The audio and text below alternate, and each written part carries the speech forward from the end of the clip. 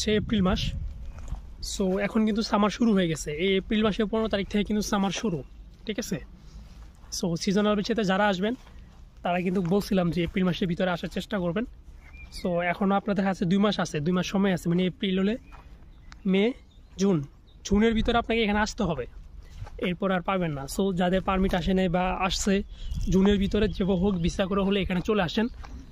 আপনার seasonal permit যদি আপনার বের হয়ে থাকে, কারণ সিজনাল পারমিটে আপনার এটাই হচ্ছে কাজের সময়, সো এই সময় আপনাকে কাজ করতে হবে, ঠিক আছে। এটাই তো, এখন সিজন শুরু, সামার, সব দিকে রেস্টুরেন্টগুলো, তারপরে বিচগুলা, ঠিক আছে, হোটেলগুলো সব চালু হয়ে যাবে। প্লাস এগ্রিকালচারেও প্রচুর এখন কাজ আছে, কাজ হবে। সো এখনই সময়, এই সময়কে আপনি এখানে আসতে হবে, কোম্পানি আপনাকে রিসিভ করবে। কোম্পানির এখনই লোক প্রয়োজন। আপনি যদি পরে আসেন ভাই, আপনাদের কোম্পানি আনতে চাইবে না, রিসিভ করতে চাইবে না, এসে কী করবেন, 1 মাস 2 মাস কাজ করবেন, আর ভিসার মেয়াদ থাকবে 3 মাস, আপনার কোম্পানি কাজ করবে 2 মাস, তখন সে আপনাকে আর টিআরসিও করে দিবে না ভাই, ঠিক আছে।